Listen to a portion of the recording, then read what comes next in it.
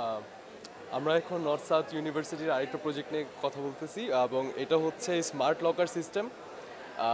এই ব্যাপারে আমাদেরকে আরেকটু ডিসক্রাইব করবেন ওনাদেরই একজন স্টুডেন্ট।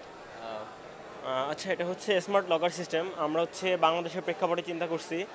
বাংলাদেশের ব্যাংকিং সিস্টেমের দিকে যদি যাই তাহলে আমরা দেখতে পাবো সেখানে ফল্টগুলো এখনও ম্যাক্সিমাম ফল্টগুলো হচ্ছে অ্যানালগভাবে চলতেছে, জাস্ট তালা অ্যান্ড চাবি। আমরা চাইতেছি ওটাকে জাস্ট একটু মডিফাই করবো। সেক্ষেত্রে হচ্ছে আমরা 2 স্টেপ ভেরিফিকেশন অর্থাৎ ডাবল পাসওয়ার্ড সিস্টেম রাখছি।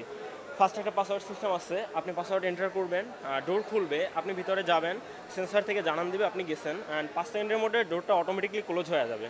সো ডোরটা ক্লোজ হওয়ার পরে সিকিউরিটি সিস্টেম সেকেন্ড বারের মতো আবার অ্যাক্টিভ হয়ে গেছে। এখন আপনাকে আবার বেরোতে হবে এখান থেকে। সেক্ষেত্রে হচ্ছে আপনি আবার পাসওয়ার্ড দিবেন, ডোর খুলে যাবে, আপনি বের হবেন।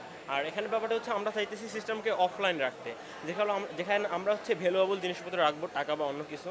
তো সেক্ষেত্রে হচ্ছে কেউ অফলাইন রাখতেছি অ্যান্ড কন্ট্রোল রুমের সাথে 24/7 কানেক্টেড থাকতেছে। সেক্ষেত্রে হচ্ছে আপনি যদি ক্র্যাকিংয়ের ট্রাই করেন, পাসওয়ার্ড ক্র্যাকিংয়ের ট্রাই করলে হচ্ছে সিস্টেমে ডিফেক্ট আসবে অ্যান্ড আমরা জানতে পারবো যে কেউ সিস্টেম ক্র্যাক করার বা হ্যাক করার ট্রাই করতেছে। আর হচ্ছে ডিফল্ট পাসওয়ার্ড সিস্টেম আছে, ক্র্যাকে ট্রাই করলে হচ্ছে পাসওয়ার্ড অটো ডিফল্টে চলে যাচ্ছে। সেক্ষেত্রে আমরা একটা চান্স পাইতেছি যে হ্যাক হওয়ার আগে আমাদের কাছে সিগন্যাল আসতেছে। অ্যালার্ম সিস্টেম আছে অ্যান্ড কানেকশন সিস্টেম আছে, সিরিয়াল মনিটরে অলওয়েজ রিডিং যাবে। আর একটা ব্যাপার হচ্ছে গিয়ে হচ্ছে ব্রেক-ইনের ক্ষেত্রে আমরা সেন্সর ইউজ করছি, কিছু সেন্সর আছে আমাদের এখানে। তো ব্রেক-ইন যখন করতে যাবেন আনঅথরাইজ ব্রেকিং, তখন হচ্ছে প্রক্সিমিটি সেন্সর জানান দিবে যে হচ্ছে কেউ আনঅথরাইজভাবে ব্রেক-ইনে ট্রাই করতেছে অ্যান্ড আমাদের কাছে সিগন্যাল যাবে। আর রানিং প্রসেস আমাদের হচ্ছে ফিউচারে আরও অনেক কিছু আনার প্ল্যান আছে। ধন্যবাদ।